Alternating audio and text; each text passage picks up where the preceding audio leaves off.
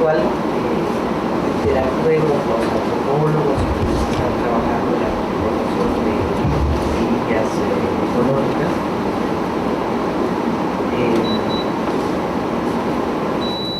Y lo que sucede también es que tampoco los antropólogos estamos habituados a hablarles a ustedes, así como ustedes nos buscan, nosotros tampoco estamos habituados a comunicar lo que sabemos, la experiencia que tenemos.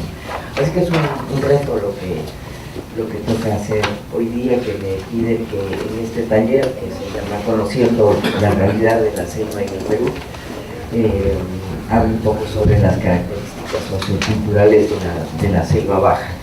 Y subrayo lo de selva baja porque tendríamos que tener una otra conversación si es que hubiéramos de incluir la selva alta por el lado de la presencia de población colonial, que es muy distinta a la población no indígena de la selva baja que de la selva alta.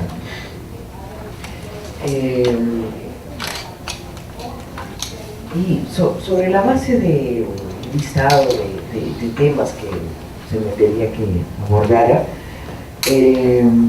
voy a usar una deformación profesional mía.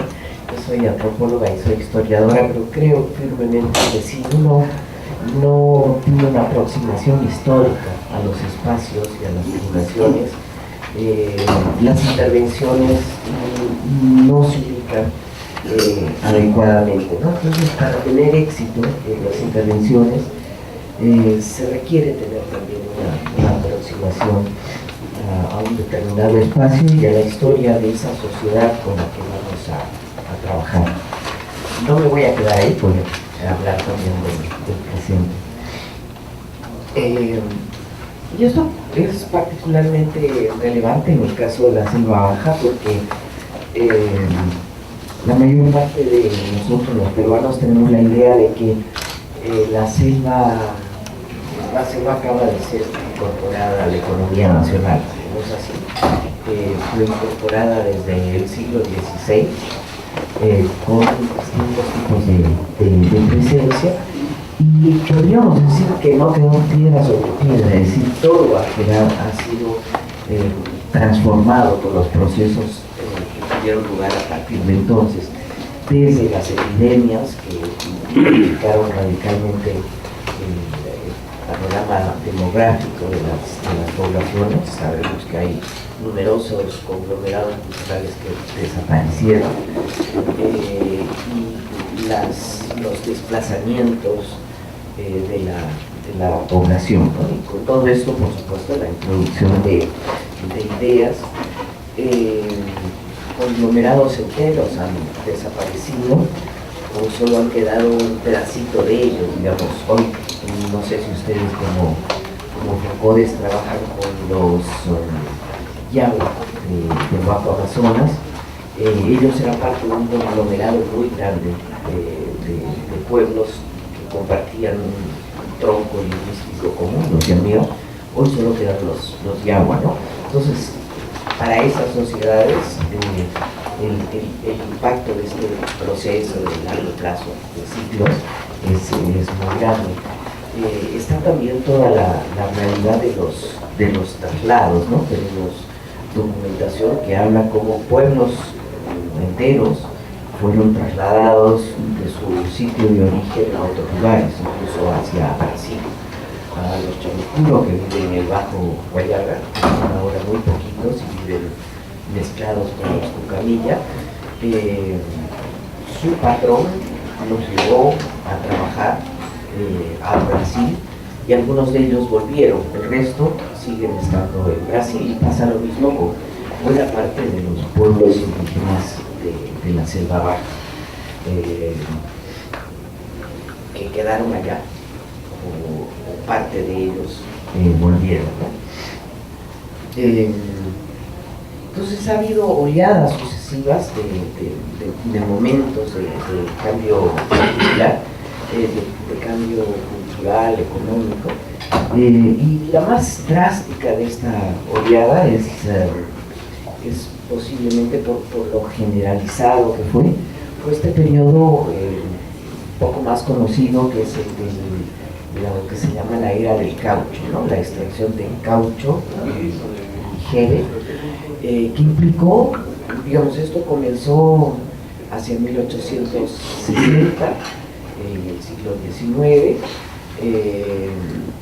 fue expandiéndose por toda la región amazónica.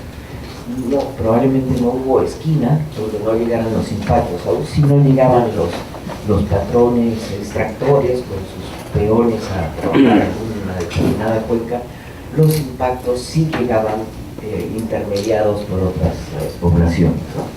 Entonces, de norte a sur, de este a oeste, por todos lados hubo ese tipo de impactos. Entonces, ustedes cuando están planificando una intervención con poblaciones indígenas, tienen que pensar que están trabajando con unas poblaciones que tienen una historia atrás, no es que el tiempo ha estado congelado hasta que llegó el Estado peruano en el siglo XX a ordenar las cosas, ¿no?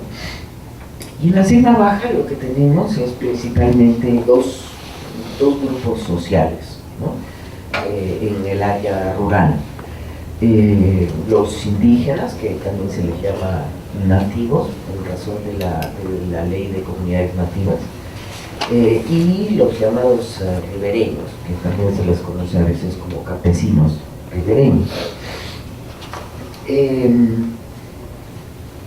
Estas dos poblaciones estuvieron tremendamente involucradas en el periodo del caucho. Y esto porque, al contrario de lo que se podría pensar, lo que era escaso en ese momento era la mano de obra, no el caucho.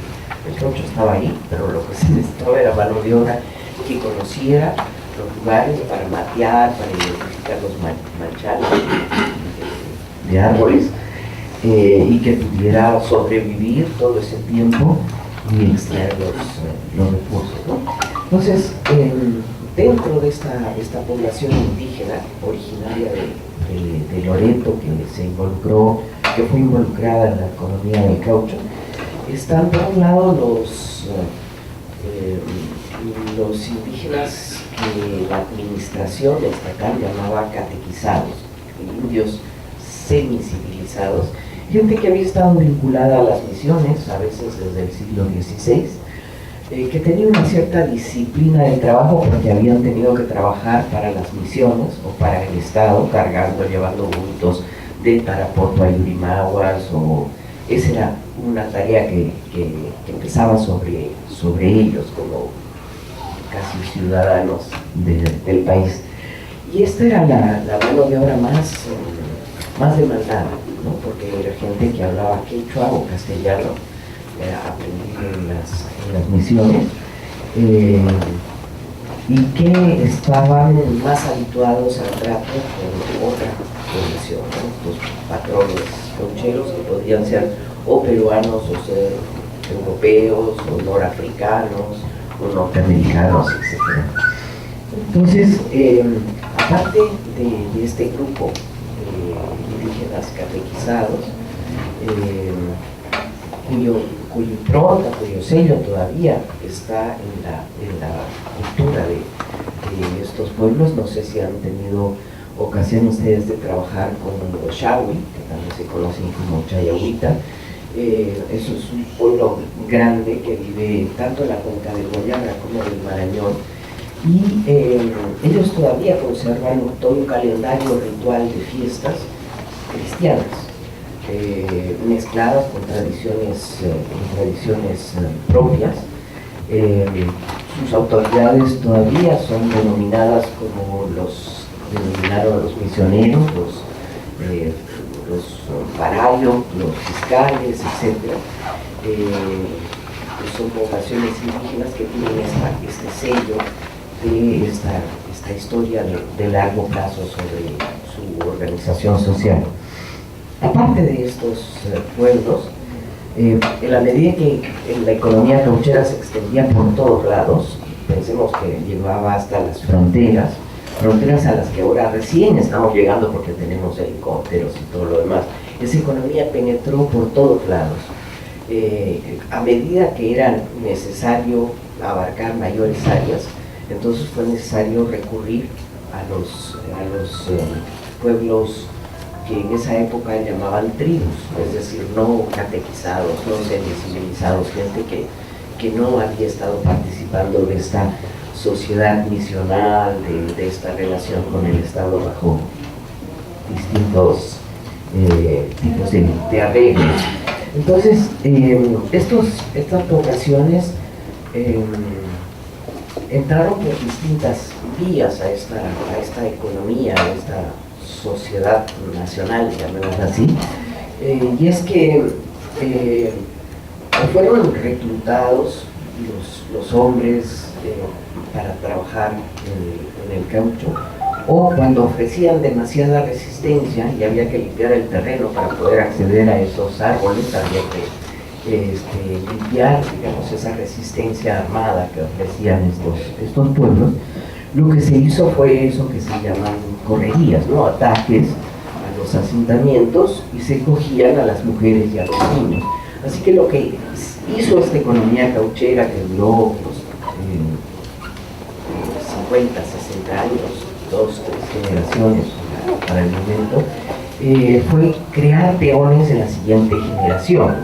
Es decir, que los hijos de estas mujeres que fueron arrancadas de sus lugares de origen crecieron ya bajo un régimen de trabajo con los patrones, y también entonces hubo ahí unos cambios importantes.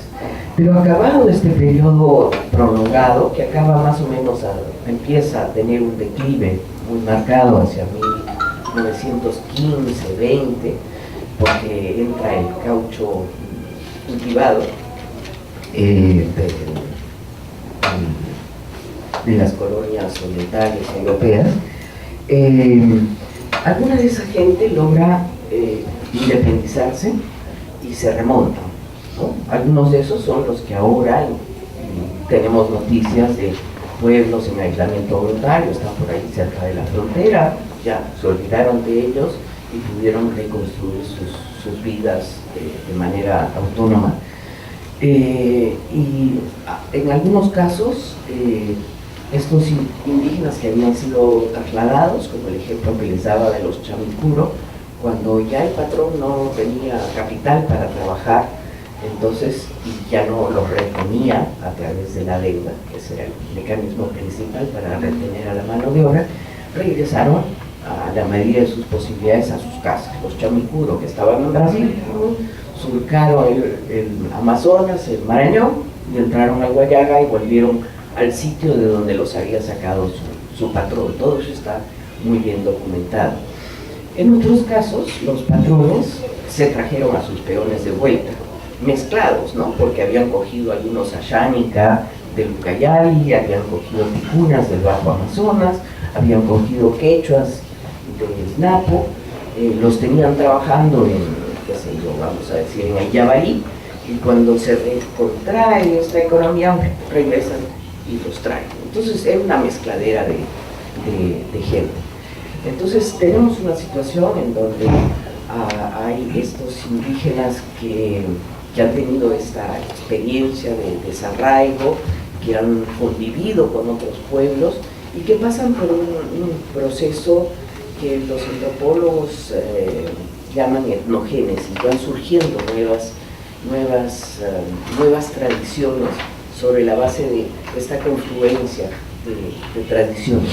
Y todo esto confluye con el hecho de que al momento de la economía cauchera viene mucha gente de San Martín, que es una población amazónica de la Ceiba Alta, vecina, digamos, a Loreto. En ese momento era Loreto, San Martín. Y esa gente que tenía más una tradición larga, misional, se traslada a Loreto y se encuentra con estos cambios culturales, ¿no? Y contribuyen a esos cambios. Entonces tenemos en Loreto, post-caucho, varios sustratos culturales que están conviviendo junto con unos pueblos que logran reconstruirse, logran mantenerse en su lugar, logran mantener su idioma, ¿no?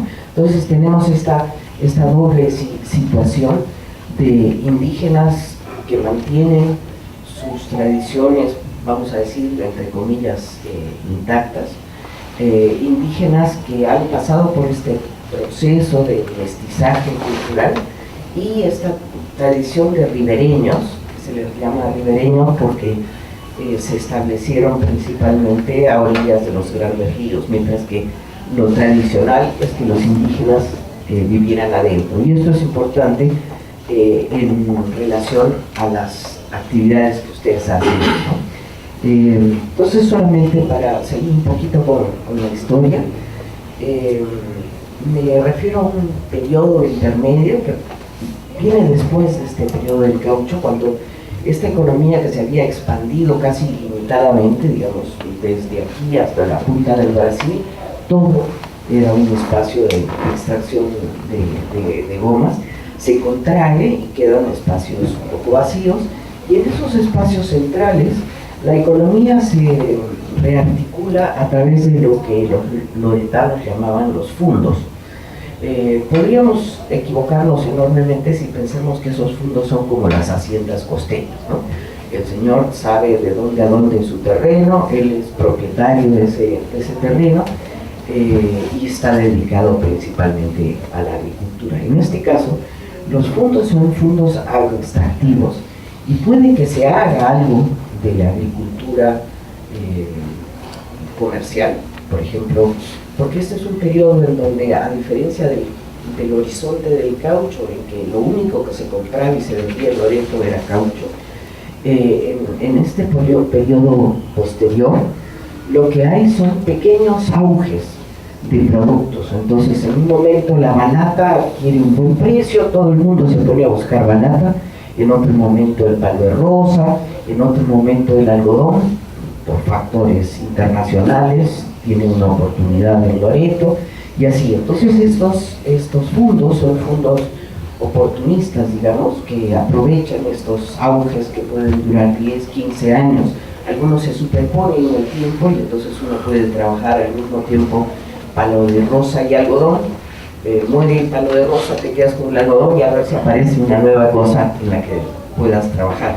Así que estos fondos no eran fondos agrícolas necesariamente.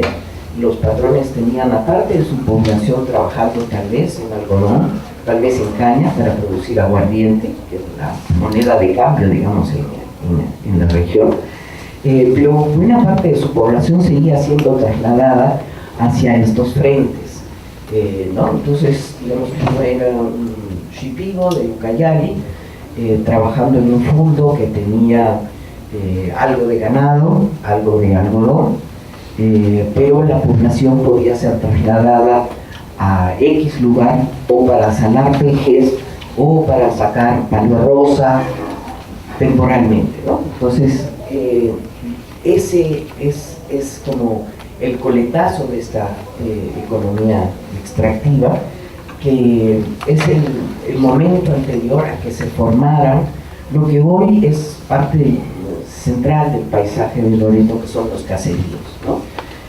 Los caseríos son como los hijos independientes de esos fundos.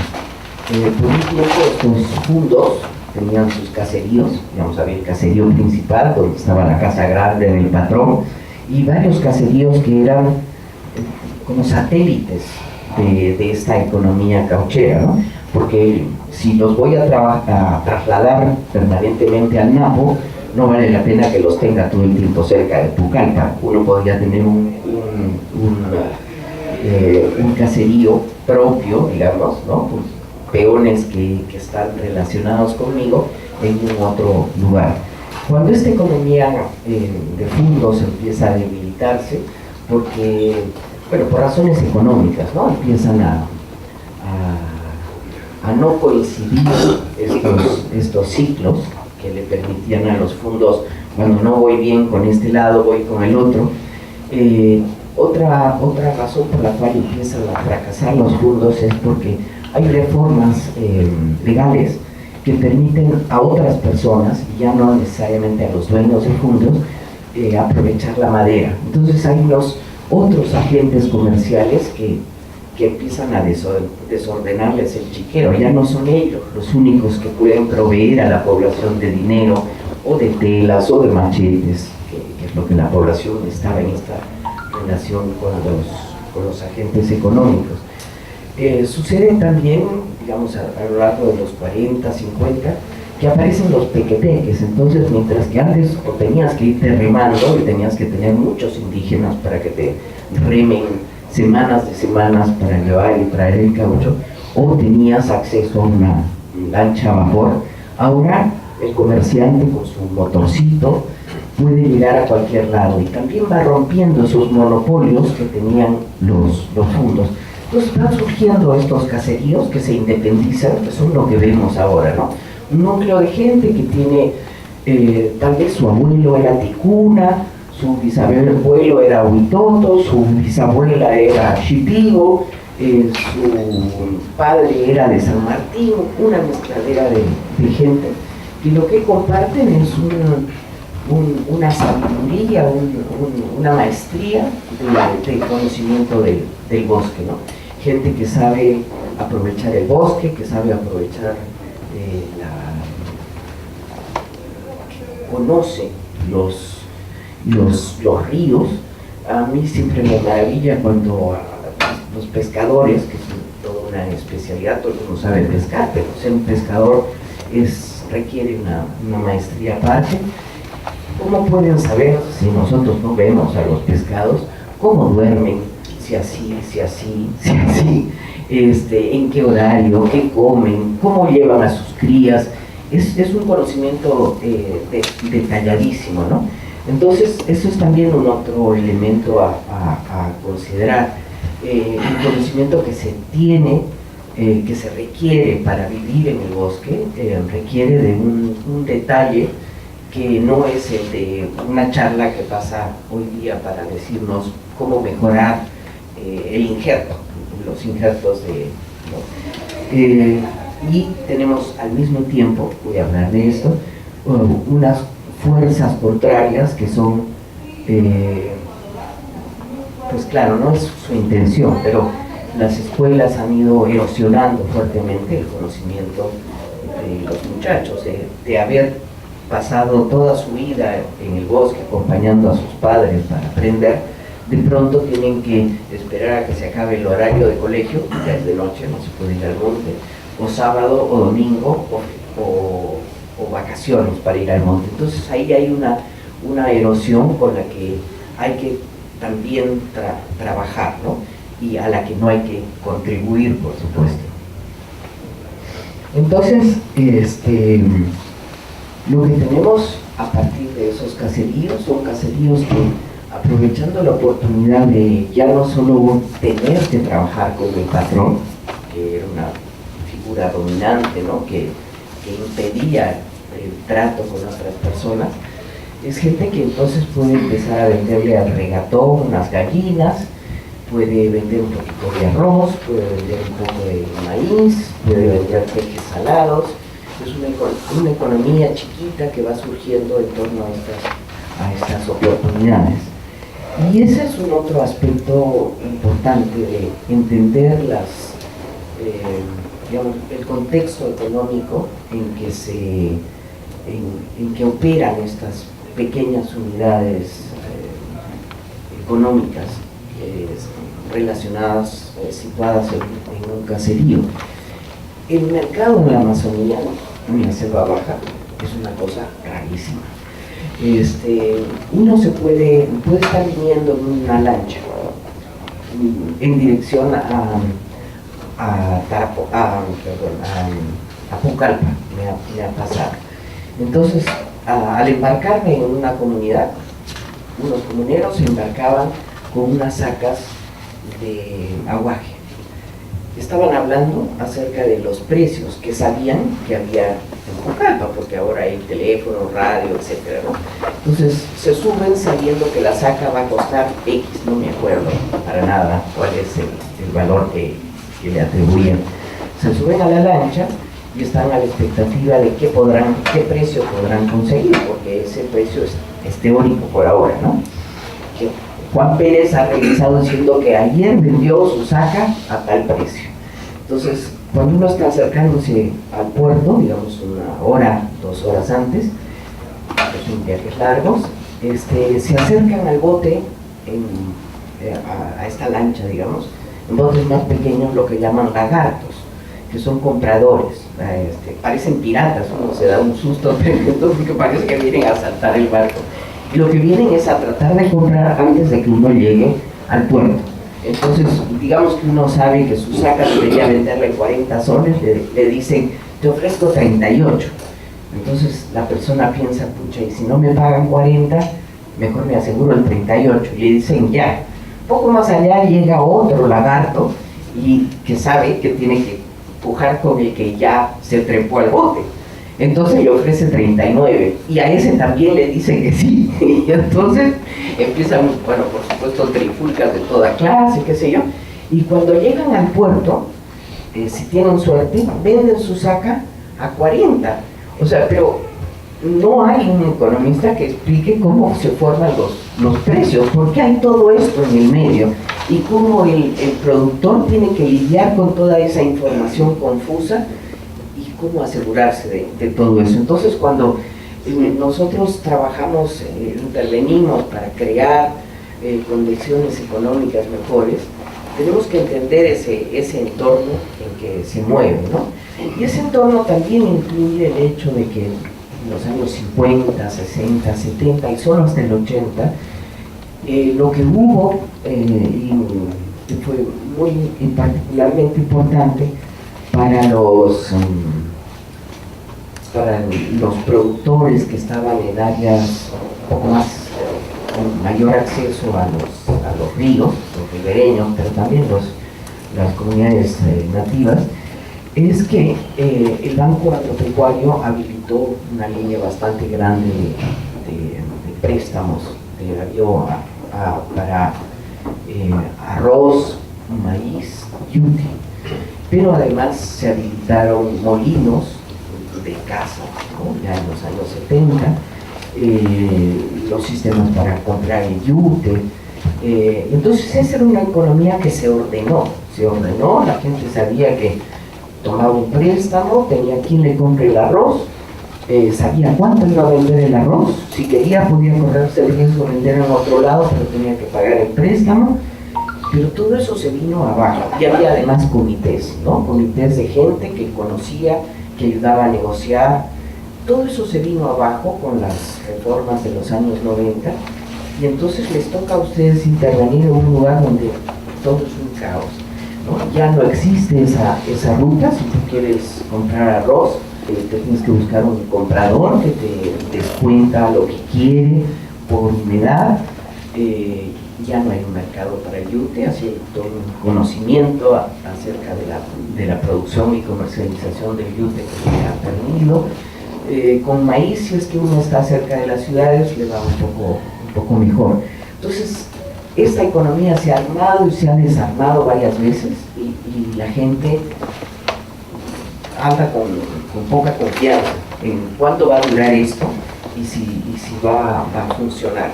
Porque, como le decía, había un ingeniero en Loreto, creo que era ecólogo en realidad, lo llamaban ingeniero Pepe López, trabajó mucho en Pacaya Samiria, y contaba siempre la anécdota que le decía: ingeniero, nos encanta cuando usted viene con su pizarrita, porque ahí sale todo perfecto, todo cuadra. Cuando usted se va, ya no cuadra nada. Entonces nos da confianza cuando viene y hace sus calculitos en la pizarra, y nos da tranquilidad. Pero claro, eso es, ¿no? Vamos, decimos, así va a ser el modelo económico que proponemos, usted va a tener esto, lo otro, y luego no hay tal cosa, ¿no? Entonces, del otro lado no tenemos gente que son una tabla rasa, que no tiene opiniones, experiencias, expectativas, sino estamos tratando con gente que tiene una experiencia, una opinión, y también tiene conocimientos que hay que valorar, ¿no?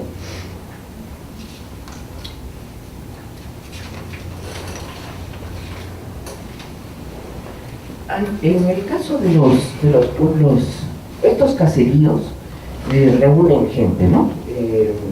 Hay caseríos antiguos que son como de 300 personas, caseríos de 20. O sea, el caserío es una categoría que describe muy poco, ¿no? Pero estos caseríos se van consolidando en la medida en que van apareciendo las escuelas, ¿no? Que es un aliciente para quedar fijos en un lugar. Nosotros sabemos que en todo Loreto hay hay una tendencia a la poca estabilidad de los asentamientos en las zonas ribereñas. Esto porque el río se va comiendo la playa.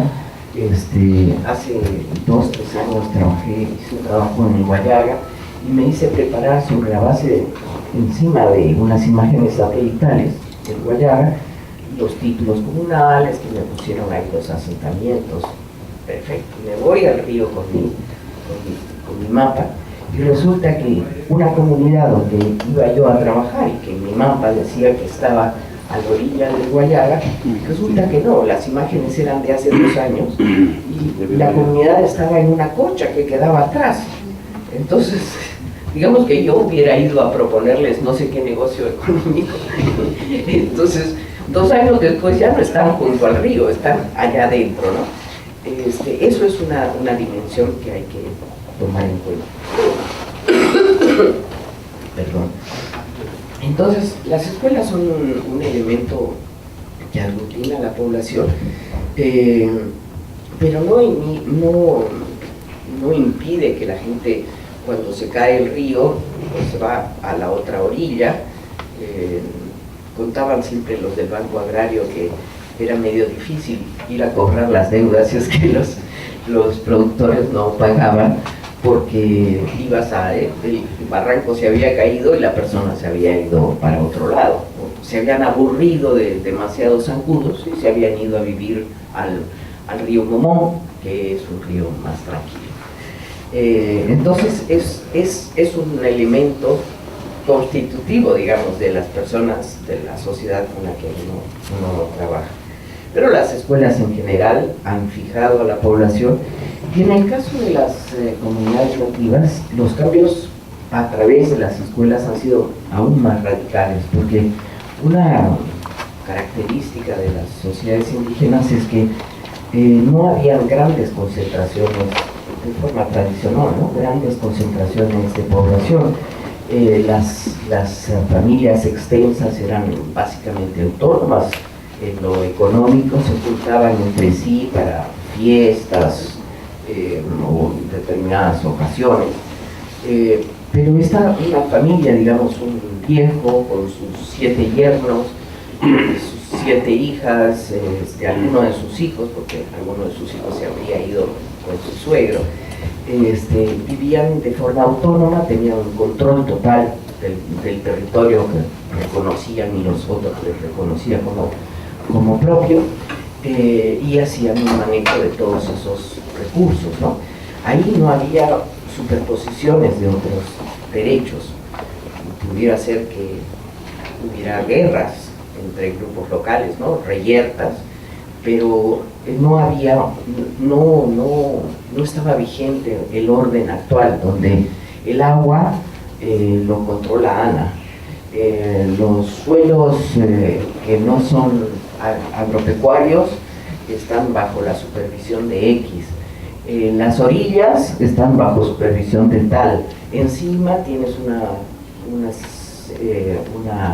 un lote maderero, petrolero, etcétera, ¿no? Entonces esas condiciones han cambiado mucho, pero la referencia a las escuelas iba por el lado de que desde esa forma tradicional de vivir, generalmente hacia adentro, y es algo que está registrado desde el tiempo de los misioneros, porque rápidamente se dieron cuenta que cuando vivían a las orillas de los ríos estaban expuestos a mucho más epidemias, estaban expuestos a la aparición de esclavistas que cogían gente para llevarlas a trabajar como esclavos, Y entonces el patrón tradicional de los pueblos indígenas ha sido vivir adentro y dispersos. Cuando aparecen las escuelas, y las escuelas tienen un gran atractivo, aparecen a partir de los años 50, a través de escuelas, las pocas que hay desde antes, ¿no? Pero escuelas católicas, escuelas evangélicas, del Instituto Lingüístico de Verano. Estas escuelas vienen aparejadas con la oferta de salud, ¿no? Entonces la gente va a la escuela, tiene así salud, o sea, porque el profesor ha sido capacitado de poner inyecciones, o porque efectivamente una vez que hay una escuela el Estado pone al costado un puesto de salud, un botiquín, etc. Entonces este foco de atracción de las escuelas va concentrando la población, pero además la va situando en las riberas, porque escuela, salud y mercado vienen de la mano, ¿no? Entonces gente que vivía adentro, que hacía un manejo distinto del espacio, se traslada hacia las riberas. ¿Por qué? Porque la señora que es maestra no va a ir, el supervisor no va a ir si es que hay una escuela que está allá adentro. Entonces hay una tendencia a que estos asentamientos se establezcan al borde de los ríos, y ahí hay una pérdida de manejo de ciertos espacios, ¿no?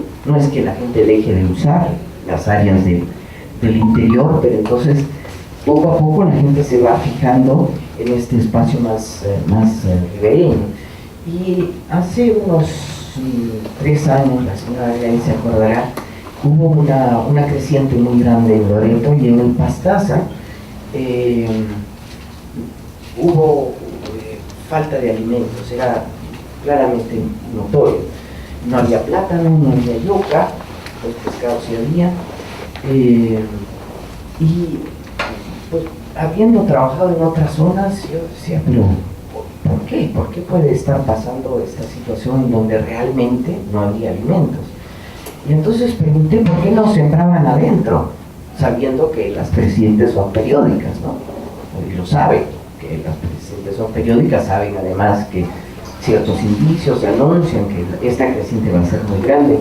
Y entonces lo que dijeron es que como las familias ahora requieren moneda, requieren dinero, están haciendo todas sus actividades junto al río, porque si vas a vender plátano, no vas a poner como se hacía antes, ponías tu plátano adentro, si había creciente te ibas para adentro, ponías tu plátano, lo que tuvieras ahí, podías cazar, qué sé yo, pero ahora todo está concentrado en la ribera, porque no vas a sembrar plátano a 7 kilómetros, porque si lo quieres vender tienes que cargar 7 kilómetros la cabeza de plátano en los hombros.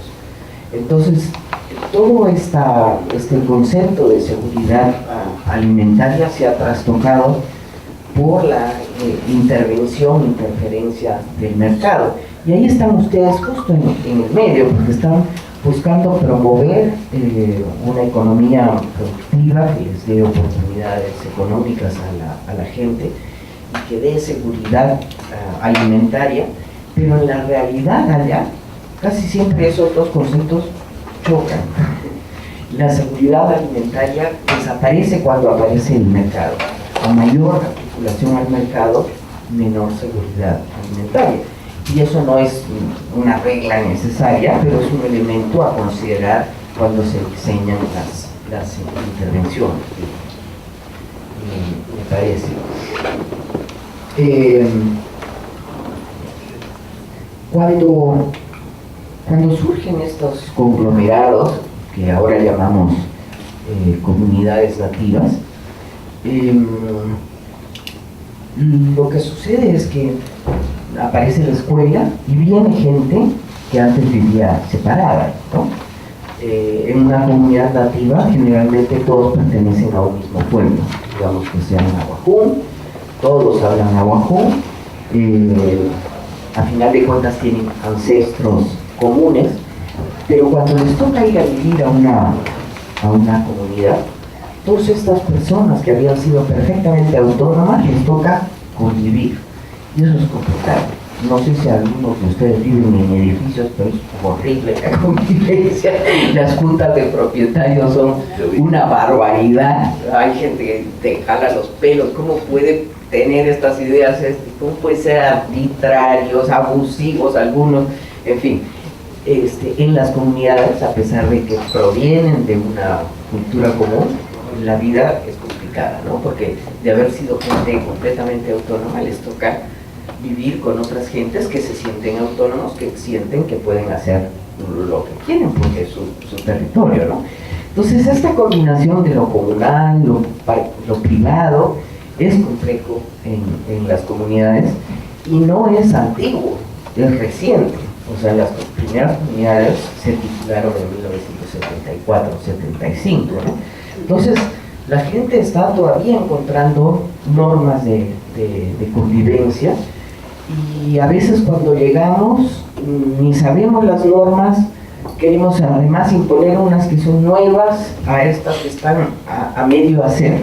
Entonces ahí hay todo una obligación de quienes intervenimos desde fuera de conocer cómo están distribuidas las funciones, los derechos, las responsabilidades, ¿no? Y no ir con preconceptos, porque puede que nuestros preconceptos naufraguen completamente y con eso también naufraguen las propuestas que hacemos, ¿no? Ahora, para complicar el asunto, estamos hablando ahora en términos genéricos de las comunidades nativas, pero cada pueblo indígena es un mundo, porque está viendo una tradición propia, ¿no? Últimamente el Estado habla de los apus, desde el tiempo del agua, cuando los aguajún designaban personas como interlocutores del Estado, y llamaban a estos personajes apus. El Estado ha creído que todos son apus, pero ni todos son apus. Para comenzar, apu quiere decir gordo en general en esos pueblos donde la palabra apu tiene un significado, ¿no? Y en otros pueblos, incluso los huampís, que son tan cercanos, en Loreto, están en el Morona, no les llaman apus a sus jefes. Bueno, si tiene que hablar tiene el prefecto, entonces le dice sí, el apu, pero por acomodarse, pero le llama imaru, no le dice apu. Los Cucama, en el contexto de las conversaciones, del diálogo con el Estado, han tenido que aceptar que les llaman apus a sus jefes, porque nunca han llamado apus a sus jefes. Entonces, el Estado, al funcionar, medio que estandariza todo, y bueno, es hasta cierto punto necesario, pero si queremos tener efectos positivos, tenemos que ir un poquito más allá, ¿no? de entender esa realidad local. Lo mismo que las funciones que tiene un APU, los alcances de su autoridad varían de pueblo en pueblo. Puede ser que en algún pueblo, cuando el APU habla, todo el mundo obedece, pero lo más común es que si uno hace un acuerdo con el APU, en realidad debe darse un tiempo para asegurar que esos acuerdos realmente hayan sido ratificados por todos, porque el APU en realidad lo que debería hacer es recoger la opinión de todos y representar esa voz. Entonces, tenemos que, o sea, este aprendizaje intercultural nos obliga a tomarnos unos tiempos, ¿no? Entonces los proyectos dicen, bueno, tenemos 10 meses para implementar este proyecto, pero esos 10 meses no toman en cuenta que para implementarse un proyecto uno tiene que conocer, tiene que pactar, tiene que dialogar, tiene que negociar, y al final te quedan 2 meses, dejaste las vacas ahí y ya no tuviste tiempo de hacer seguimiento, de capacitar, lo demás. Entonces, en la programación de acciones, en proyectos, en contextos interculturales, uno tiene que introducir esa variable de tiempo extraproductivo, digamos, ¿no? Que es este aprendizaje mutuo y de ganarse la confianza, porque la gente en realidad en las las áreas rurales, uno tiene la impresión de que son como inocentes, más inocentes que los mañosos que venimos de la ciudad, pero en realidad es gente muy desconfiada, porque tienen una larga experiencia de fallas, de incumplimientos, ¿no? Entonces, parte del proyecto es también ganarse esa confianza. Me impresionó mucho que en un proyecto de, no sé cómo se llama esta instancia que hace canjes de deuda por naturaleza, Profonante.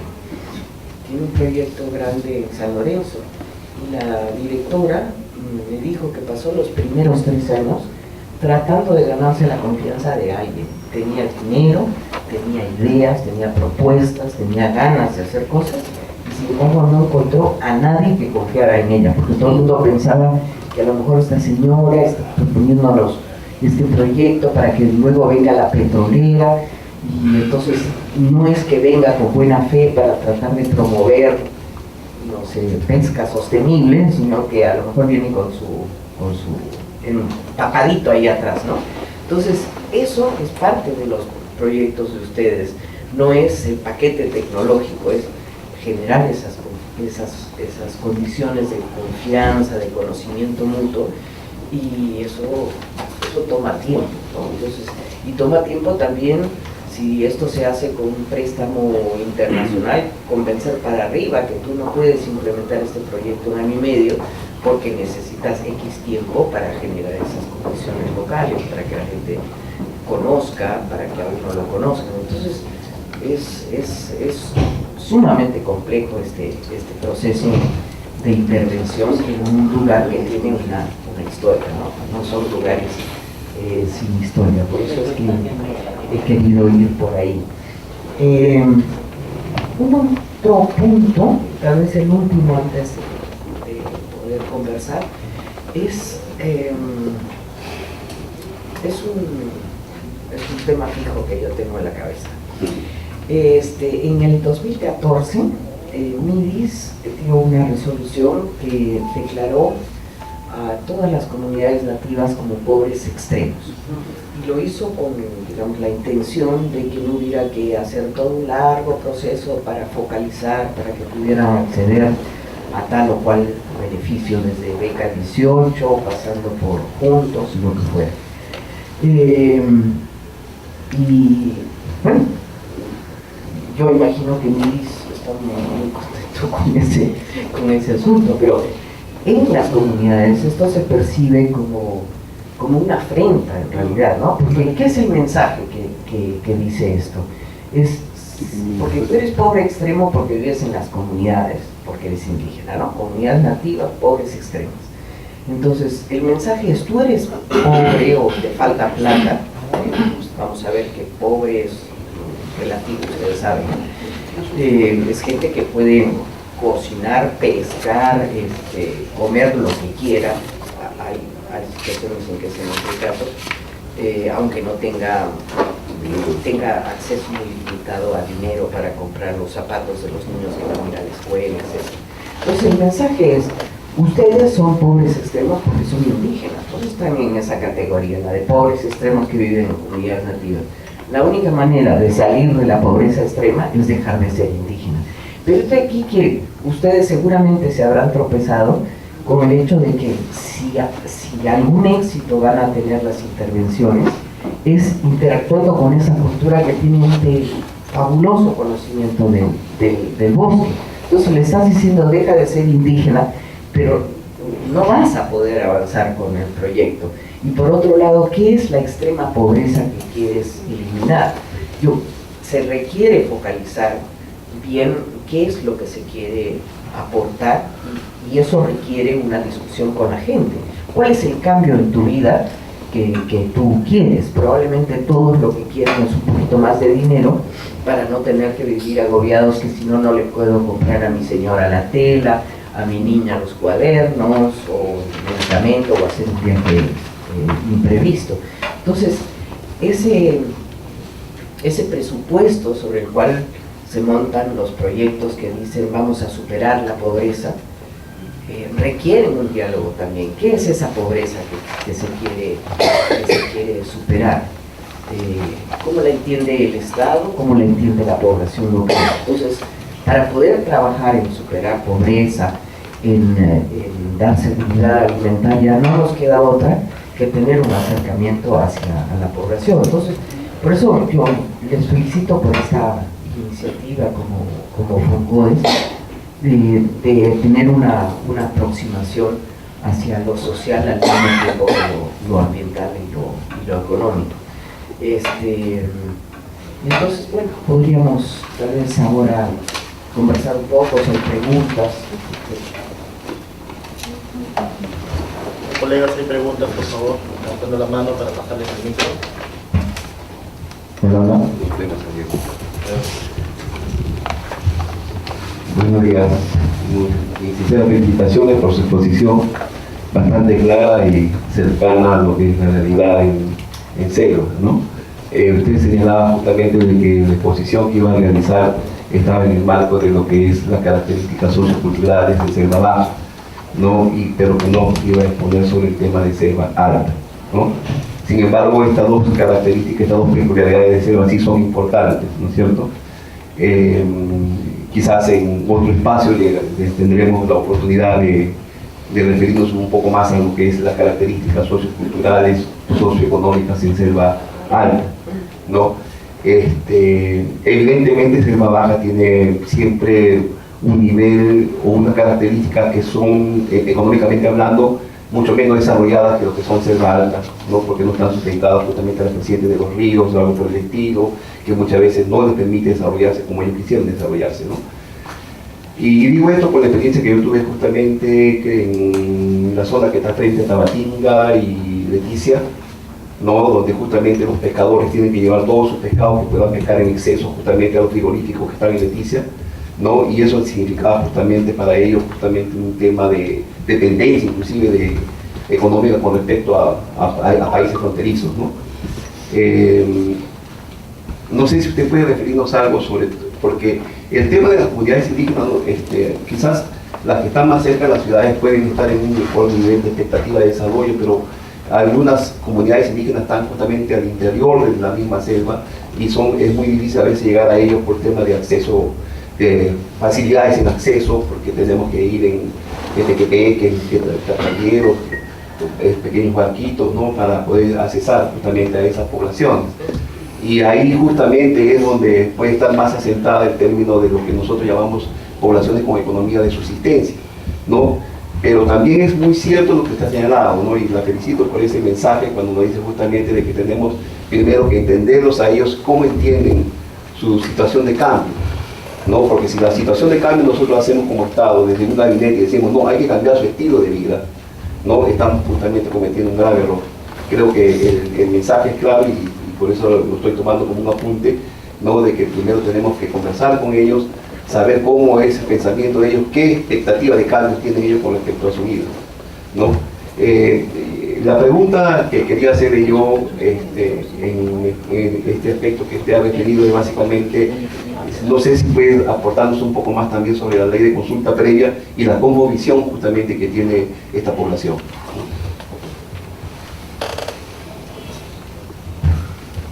A ver cómo lo hago, porque son temas amplios.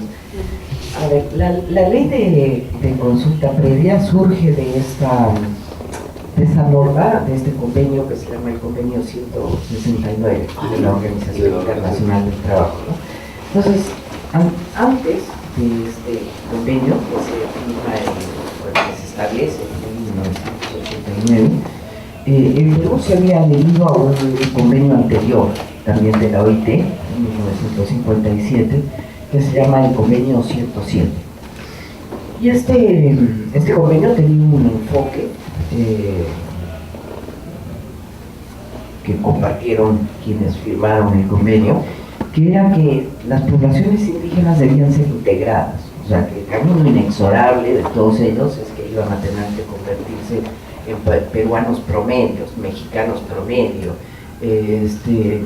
ese era el tránsito, ¿no? Entonces el convenio 107 sí resguardaba ciertos derechos, para que pudieran llegar al final de la escalera, ¿no? Esa escalera que estaba puesta, que digan que era por ahí, ¿no? Entonces, en el 89 y luego de casi 10 años de discusión, se firma este nuevo convenio que tiene otra comprensión, y es que los pueblos indígenas están en el mundo para quedarse, tienen derecho a continuar siendo en el marco de los estados independientes, ¿no? Porque no están hablando, el convenio dice para los países no sé qué, entonces definen un tipo de situación como la de Perú, donde pueblos indígenas no son independientes, pero tienen el derecho de continuar siendo. No sé si han visto en estas últimas semanas, ha habido varias noticias de lo que quienes se autodenominan la nación Huarpis. Son lo que antes el Estado llamaba los huarpisas, que viven tanto en Amazonas como en Loreto. En medio tienen la cordillera de Campantes, que es parte de su territorio tradicional, y ellos dicen, bueno, con el Estado nos hemos relacionado durante mucho tiempo, ellos están en la frontera, así que han tenido mucha relación con el ejército, hemos logrado que nos titulen las tierras, pero eso no es lo que nosotros queremos. Lo que nosotros queremos es tener un futuro propio.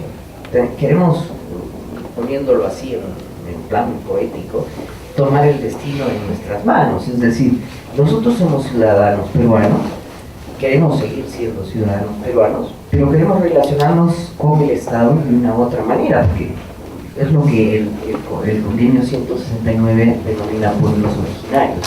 Estaban acá antes de que llegaran los españoles, ¿no? Entonces, ellos tienen unos derechos que no tenemos, el Estado no tiene que darles, sino simplemente reconocerles, porque tienen, ¿no? Eran dueños de eso antes de que aparecieran los que aparecieron después.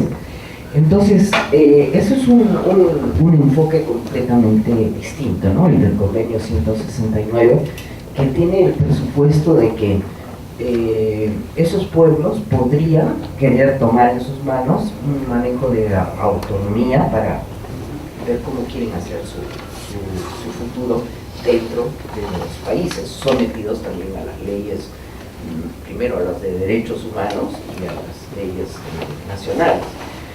Y entonces es en ese marco que el convenio 169 habla de consulta. El Estado peruano tiene que comportarse con estas poblaciones originarias consultándole aquellas normas que podrían afectarles, es decir, podría haber sido objeto de consulta la resolución que los declara pueblos, que los declara pobres extremos, ¿no? ¿Quiere usted ser pobre extremo de ahora en adelante? Entonces el Estado ha ido implementando esto. El Estado firmó, ratificó el convenio en el 94 y entró en vigencia en el 95, pero recién en el 2011 este concepto de la consulta se implementó y en el 2012 se ha establecido un reglamento, ¿no? Entonces, pues el Estado está ensayando implementar esto, que es una obligación, ¿no? Al ser firmantes del convenio, eso pasa a ser parte de las leyes nacionales.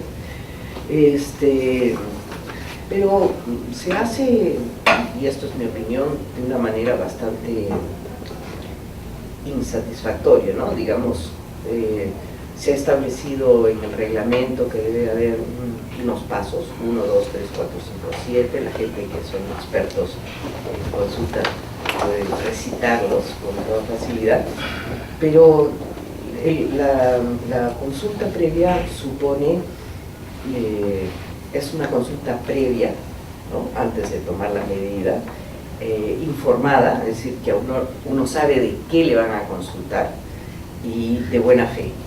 Consulto de buena fe porque realmente estoy dispuesto a escuchar tu opinión. Y lo que suele suceder es que la información es muy escasa. Hubo hace 2 años tal vez un proceso muy grande, seguramente muy costoso, de consulta previa sobre las hidrovías. Y cuando terminó la consulta, en la que habían participado mucha gente, muchos jefes de comunidades, uno de ellos, que había sido muy activo, me dijo: doctora, no sé si hemos ganado o hemos perdido en la consulta, porque la verdad es que nosotros no queríamos que haya hidrovía, porque va a afectar toda la pesca. Yo soy pescador, ¿no? Van a dragar todo el tiempo el río y no sabemos cuál va a ser el impacto, porque esa es la realidad, no sabemos. Pero por otro lado nos han consultado, entonces no sé si estar contento o estar descontento.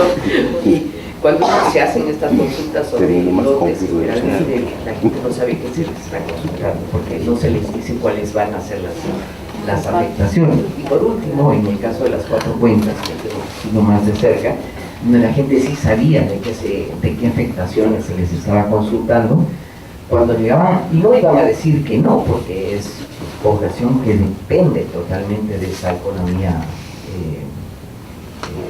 petrolera, les dijeron: tienen ustedes 1 hora para responder a este pacto, ¿no? Que van a recibir tanto por ciento de beneficios. Y bueno, ya me tengo que ir, se cierra la consulta. Entonces tenemos mucho que hacer todavía para que las consultas funcionen. Está todavía pendiente lo de las consultas de las normas del legislativo. Por ahora son solo las que vienen del legislativo, las que son consultadas. Ya me olvidé la otra parte. Era el enfoque de la cosmovisión. La cosmovisión. Bueno, difícilmente puedo decir mucho en un contexto así, porque, como digo, ¿no? Cada pueblo es un universo. Pero el principio básico, diríamos, es que en todas estas tradiciones indígenas, gentes y animales, en el pasado hemos sido gente, ¿no? Gente con capacidad de comunicarse. Así que las hormigas, así como decimos los peruanos, eran las hormigas, ¿no? Una clase de gente con sus propias costumbres, qué sé yo. Todos éramos inmortales, ¿no? La Biblia dice que lo éramos hasta que se cometió el pecado original. Y que cuando eso se modificó en un momento y nos volvimos mortales, todos los animales y las personas, y poco a poco esos que eran gente se fueron convirtiendo en lo que son, ¿no? Entonces las tradiciones indígenas cuentan cómo así que la gente que era mono se convirtió en mono con cola no sé qué, o este mono que tiene, y hay tradiciones que explican por qué el mono tal se comporta de tal manera, es diurno y tal mono es nocturno, porque hay una historia de cómo al momento en que dejaron de ser gente se convirtieron en monos, ¿no? Y así para todo. Y nosotros nos quedamos convertidos en gente, digamos, los humanos. Pero eso no deja, ellos no dejan de ser humanos, sino tienen la apariencia de no humanos, porque todavía es posible establecer una comunicación, y eso es lo que un conocedor del bosque hace, sabe comunicarse con las especies. Hay todas estas tradiciones acerca de que el monte, las cochas, los animales tienen madres, tienen, vamos a decir, como jefes, ¿no? Y si tú quieres acceder a pescados, tú tienes que establecer una relación de confianza con la madre de los pescados para que te dé, si no, no te da. Puedes ir a pescar ahí días de días, no sale nada, ¿no? Entonces, hay una aproximación en esta relación con la naturaleza, que estoy hablando solo en lo genérico, es específico y con contenidos particulares para cada pueblo, que hace que esa relación entre hombre y naturaleza sea tan distinta como la que tenemos nosotros, que vemos a la naturaleza afuera. Y por eso cuando creo que es Conservation International que saca esos mensajes en televisión que son muy impresionantes diciendo: yo soy la tierra, no te necesito. Esa es el tipo de relación. La tierra puede hablar, la tierra tiene voluntad, y el mar, el río tiene voluntad, los animales tienen voluntad, mientras que en nuestra experiencia occidental somos nosotros los únicos que podemos poner orden en las cosas, ¿no? los que podemos disponer. Ponemos una ley del agua, una ley de tierras, una ley de todos los componentes en los que dividimos la naturaleza. Entonces, en términos generales, digamos, ese es el principio básico que hace que difiera esta aproximación a la naturaleza entre la gente cubana, occidental y los indígenas. Hola, buenos días. Para agradecerle, doctora, sus palabras que denotan un conocimiento y su experiencia en la zona. Usted nos relató que en los años 70, en las áreas estas de la selva, se empezaron a generar algunos indicadores de una buena economía, o sea, con los molinos y con los créditos que recibían los productores y tenían quienes les compren. Entonces había cierta prosperidad en la zona. Pero en los años 90 salieron algunas normas y algunas acciones que desarmaron este proceso. ¿Podría relatarnos este proceso? ¿Cómo es que se ha desarmado toda esta economía? Gracias. Terminaríamos con las preguntas, después darnos en general alguien más, me parece. Doctora, también para hablarme de las instituciones de felicitación por su exposición. Quisiera de repente que pudiera explicarnos de qué manera, digamos, las organizaciones que supuestamente se han ido formando han impactado, digamos, en las condiciones sociales, culturales y económicas. El caso, por ejemplo, digamos, de AIDC, COPIF y otras, ¿no?, que se atribuyen representación de los pueblos indígenas. Esa es una. Una segunda es respecto propiamente a la, digamos, en su experiencia propiamente, ¿usted considera que el Estado podría aprovechar las posibilidades de apoyo al desarrollo, digamos, del conocimiento originario, ¿no? O sea, digamos, en qué tipo de actividades podemos de repente ver la forma de intervenir, ¿no? Gracias. Doctora, buenos días. Agradecerle por la exposición primeramente. Bueno, en la década del 80 hubo fenómenos que marcaron a la población indígena de la selva, ¿no? El tema del terrorismo y el tema de narcotráfico, ¿no? Y posteriormente el inicio de la tala ilegal, ¿no? En mi experiencia de trabajo, bueno, un día en el río Tambo y en el río N, las comunidades achánicas fueron muy afectadas, ¿no? Y cuando el tema se llegó a solucionar por parte del Estado, las comunidades achánicas se volvieron muy desconfiadas de la intervención de las personas que venían de la ciudad, ¿no? En río Tambo, río N, cuando nosotros interveníamos con los programas alimentarios, había un rechazo para la ayuda que ellos recibían, ¿no? Y enfocada mal la estrategia de ayuda también, porque como anécdota les comento que, por ejemplo, a las comunidades achánicas se les entregaba leche en polvo que era donada por el PMA, ¿no? Pero las comunidades no estaban acostumbradas a consumir productos lácteos ni leche, ¿no? Y les generaba problemas estomacales. Una vez llegamos a una comunidad en el río Tambo que se llama San Pedro de la Tica, llegamos como a las 3 de la tarde y encontramos que estaban marcando el campo de fútbol con la leche en polvo, ¿no? Como no la consumían, no tenían otra alternativa, no sabían qué hacer, marcaban el campo con la leche en polvo. Entonces, gobierno a gobierno se han venido cometiendo los mismos errores de intervención o de estrategia de intervención en este tipo de comunidades, ¿no?, para brindar ayuda, ¿no? Tanto así que cuando comenzó el problema de la tala ilegal, los comuneros o los indígenas ya no querían recibir ayuda de los programas sociales porque tenían plata disponible que les pagaban, ¿no?, por la tala ilegal, ¿no? Rechazaban la intervención de los programas. Entonces, mi pregunta se centra en cómo hacer como Estado, como nosotros como Estados, poder armar una buena estrategia de intervención para poder intervenir, ¿no? Yo el día de ayer he sido designado como supervisor en Pucallpa.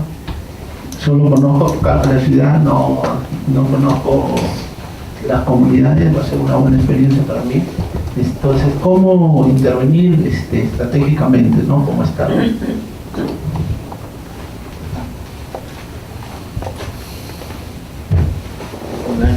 ¿Alguien más para ir cerrando? Contigo cerramos. Muchísimas gracias, doctora Federica. Yo le voy a hablar como FONCODES y qué opinión nos puede dar al respecto. Con respecto a selva nos encontramos en dos frentes. Cuando hacemos una propuesta a MEF, FONCODES interviene en población pobre y extremadamente pobre y en situación de subsistencia. Nuestra documentación de aprobación sale así para los programas. Cuando vas a las comunidades, encuentras un frente, y le voy a hablar algo de mi experiencia y algunos personajes que voy a mencionar que seguro lo conocemos en común. Un representante, un jefe, un APU me dijo: ¿usted considera que somos pobres? Nosotros somos mucho más ricos que muchos de los que ustedes viven en Lima. ¿Usted no ha mirado cómo es el paisaje y la tenencia de tierras, el posicionamiento de tierras que tenemos nosotros? La diversidad que tenemos nosotros, que no tenemos que cumplir horarios, y tenemos la madre naturaleza. Nos hablaba desde el punto de su cosmovisión, como dice usted. El comportamiento de nuestras aguas. ¿Usted puede decir que somos pobres? ¿Usted puede decir que no somos un pueblo en desarrollo? ¿Usted sabe por qué no talamos en tal época? No sé si acá habrá un ingeniero forestal, pero me dio una explicación de su experiencia, de su comunicación con la naturaleza, el convivir y el desarrollarse en su comunidad. El Apu del Pastaza remarcó en sus costumbres cómo es que teníamos que intervenir si teníamos que tener éxito. Entonces me di cuenta de que yo no podía hablar de pobre, extremadamente pobre, menos exclusión.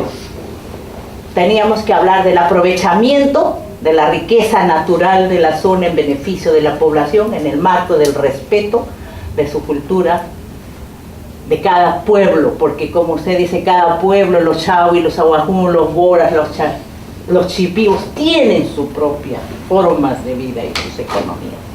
Pero FONCODES tiene estos dos frentes. ¿Qué le digo al MEF? Si yo le voy a decir aprovechamiento de recursos naturales, me va a aprobar un PP para la selva.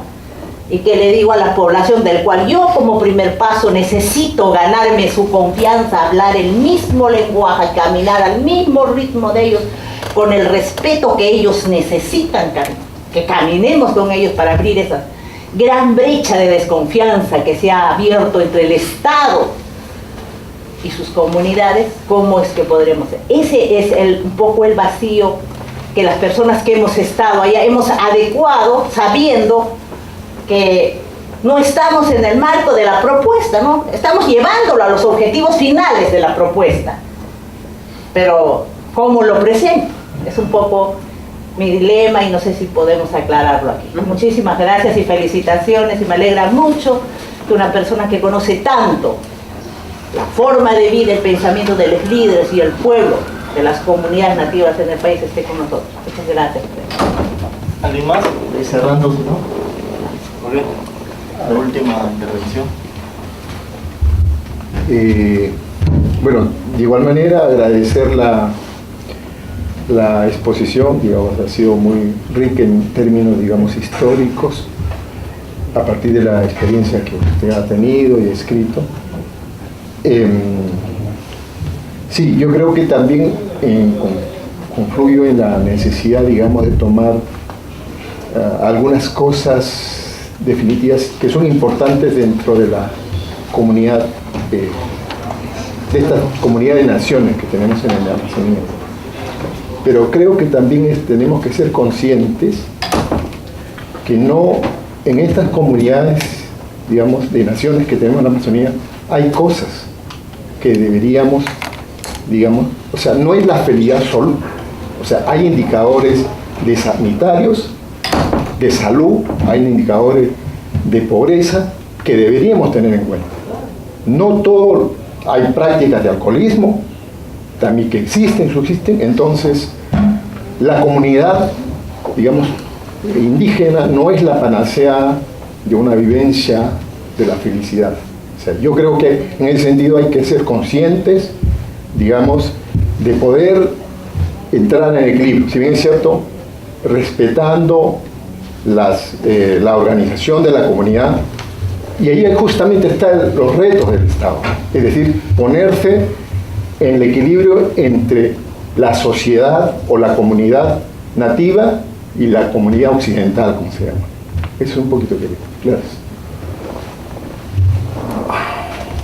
Por fin damos la palabra a la expositora, por favor. Ya me quedan con tantas buenas preguntas. Comienzo cuando esta economía, digamos, organizada por el Estado en Loreto, ¿no? Son los paradigmas que ya no tiene el Estado, ¿no?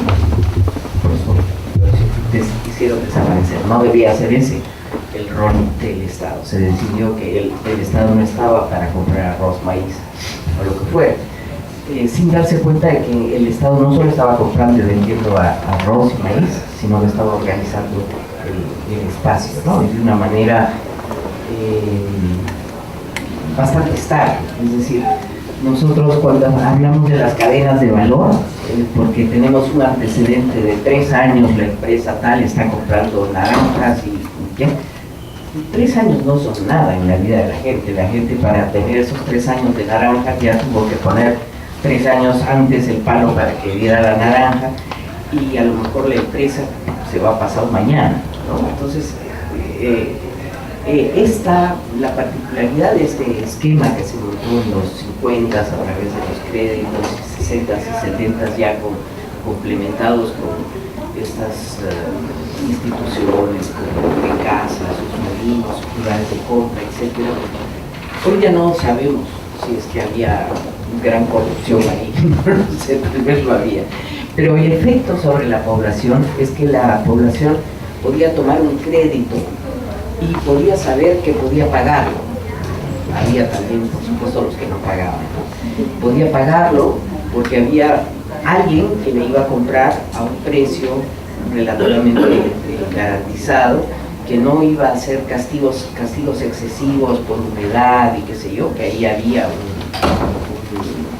elemento de incertidumbre no tan acentuado, y que el próximo año podría hacer lo mismo, es decir, que si guardaba semilla para arroz, el próximo año podría sembrar arroz.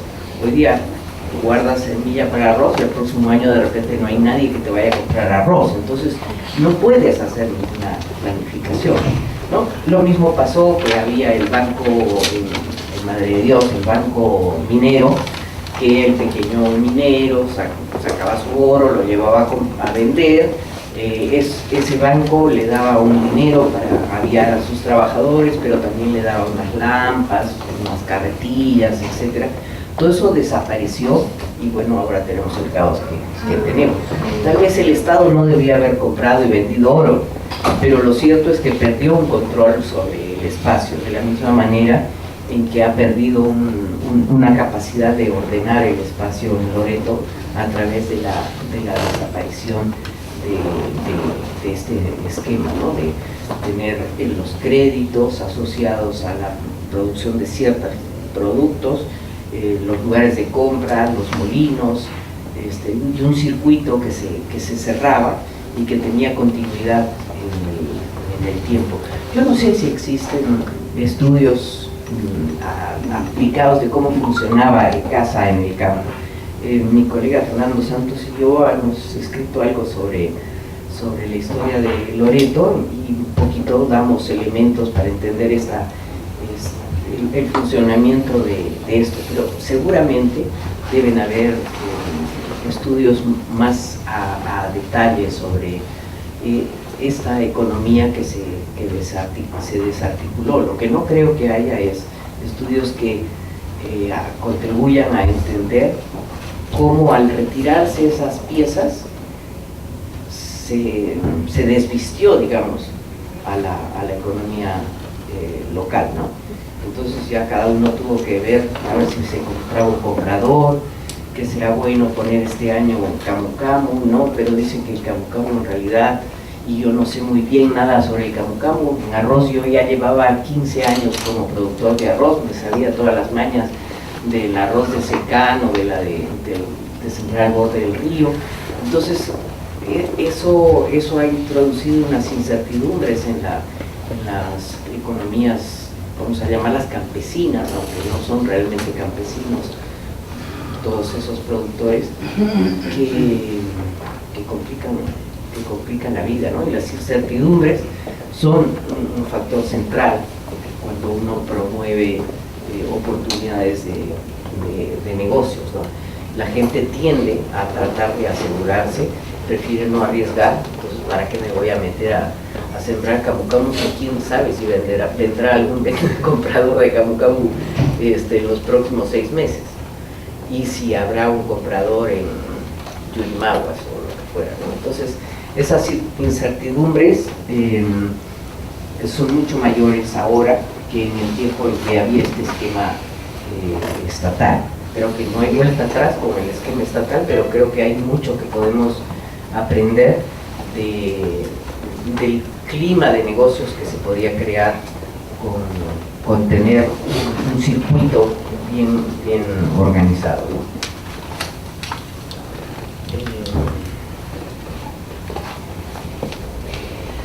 Sobre las organizaciones, ahí también hay que hacer un poco de historia. No sé si son conscientes de que hasta la aprobación de la Ley de Comunidades Nativas en 1974, la gente no tenía ningún derecho, punto. Podía venir alguien y decir, arrímate que quiero usar este terreno. Podía venir una petrolera, un maderero, cualquier persona. Arrímate que me voy a poner acá, tú no tienes ningún derecho. Entonces, la ley de comunidades nativas permitió a la gente proteger ese derecho a estar donde están y varias otras cosas más. Y esa ley no se hubiera, bueno, es verdad que cuando se implementó existía todavía Sinamos, y Sinamos era un promotor de esas leyes, ¿no? Entonces hay que defender esos derechos, qué sé yo. Pero a poco Sinamos desapareció y los únicos que quedaron como garantes, vigilantes de esos derechos fueron estas organizaciones que fueron surgiendo y que fueron constituyéndose como interlocutoras del Estado, ¿no? Entonces el papel que han, porque si no el Estado tendría que relacionarse de forma individual con miles de comunidades. Estas formas de organización tienen sus particularidades, y es que el jefe no es un jefe absoluto, pero sí a veces hay unos sinvergüenzas que se ponen de jefes de alguna organización, así que hay que tener cuidado de no generalizar acerca de la representatividad de estas organizaciones, autoridades. Las hay truchas y las hay con autoridades que realmente cuidan de recoger las inquietudes, las preocupaciones de la gente. Pero el impacto ha sido enorme. O sea, si ahora hay educación bilingüe es porque ellas lo han continuado exigiendo. Si hoy en día el Estado está tratando de expandir los servicios de salud, es porque lo exigen las organizaciones. Una comunidad suelta por aquí o por allá no tiene suficiente fuerza. Y como dicen a menudo los dirigentes indígenas, uno de los papeles de las organizaciones es como se usa la palabra civilizar. Hay que civilizar al Estado, porque el Estado no sabe trabajar, ¿no? Entonces, en el contexto de los diálogos de las 4 cuencas, todo el tiempo es el mensaje: aprendan ustedes a trabajar, porque si no, no podemos trabajar juntos. Y les cuento que este resfrío me lo he cogido ayer porque tenía una reunión en el Ministerio de Salud de las 4 cuencas. Tengo un poco de responsabilidad en implementar unos acuerdos de salud. Uno es un estudio toxicológico que está caminando y el otro es un plan de salud que no marchaba. Entonces las organizaciones pidieron a varias personas entendidas en temas de salud que recogieran sus preocupaciones y formularan una propuesta de plan de salud. Magnífico, como había mesa de diálogo, el Ministerio de Salud dijo, vamos a dialogar, vamos a hacer juntos el asunto. Entregaron los papeles en enero, en diciembre, y nunca más hubo ninguna respuesta. En marzo recibimos un documento que era un horror. Entonces lo comentamos y ayer hemos sabido que la viceministra estaba furiosa de haberse dado cuenta de que le estaban tomando el pelo en la direza Loreto. Entonces ahora han trabajado y lo que hemos visto ayer es un plan muy decente, muy civilizado, muy cercano a lo que la gente quiere. Ellos están contentos porque creen que lo han hecho ellos mismos. Y las federaciones están muy contentas porque realmente ha habido un acercamiento, ¿no? Entonces eso es lo que hacen las organizaciones, enseñar al Estado a trabajar bien, a civilizarse un poco, aunque suene un poquito fuerte. Pero por supuesto hay, como puedo reconocer también por los años, que hay organizaciones de dudosa actuación. Con respecto a la experiencia esta de la Selva Central con los Ashánica, sí, yo ratifico completamente esta falta de confianza, esta dificultad de ofrecer lo que la gente necesita y cómo a veces encuentran más fácil relacionarse, por ejemplo, con una economía legal que con el Estado.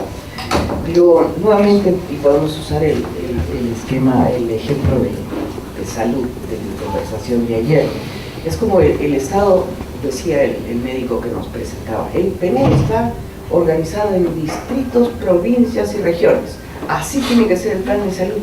Pero señor, aquí lo que hay una población es que aquí son quichua, aquí son achuar. Usted no puede hacer que ellos se traten de acomodar en el traje de una persona que no es de ellos.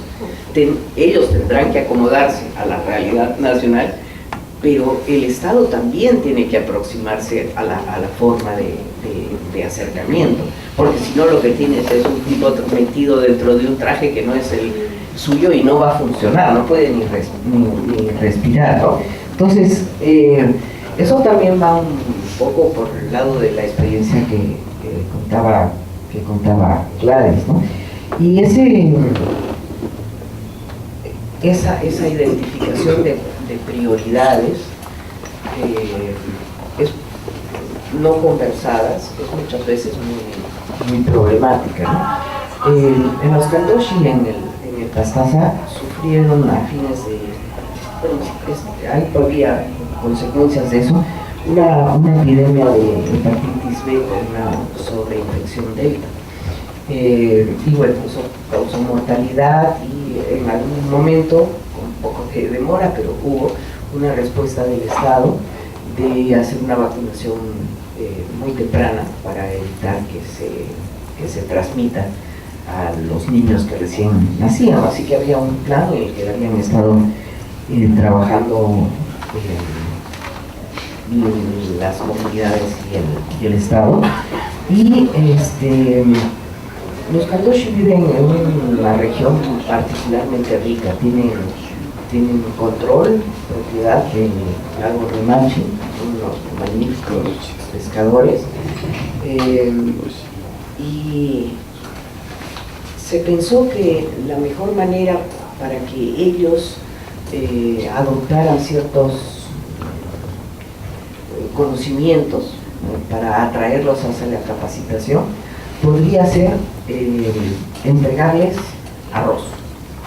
No necesitaban arroz, podían sembrar todo el arroz que quisieran y comer todo el pescado que quisieran. Entonces el Perú tomó uno de estos acuerdos con es este acuerdo de alimentos con Naciones Unidas para darles arroz a unas poblaciones que no necesitaban el arroz y que por supuesto tampoco fueron a la capacitación, porque no hubo nadie que pensara, bueno, ¿cómo hacemos para ofrecer algo que sea interesante y que ellos quieran, en lo que ellos quieran que se les capacite, ¿no? Entonces, esos planes hechos en el escritorio fallan con frecuencia. Y claro que hay muchos cambios y claro que hay unas realidades específicas, ¿no? Y no podemos decir que la vida en las comunidades sea paradisíaca, efectivamente. Lo que ellos dicen es que hay una creciente escasez de recursos porque están todos concentrados en asentamientos, porque los hijos tienen que ir a la escuela, porque tienen que estar cerca del río, porque si no, cuando pase la lancha para vender los plátanos ellos no están, etc. Pero nada sacamos con hacer una regla general, como decir que todos los Ramírez somos así, ¿no? Que todos los indígenas son así. Entonces no avanzamos mucho si es que no logramos un acercamiento más fino, más detallado hacia estas realidades diversas de la selva rural del Perú. Gracias.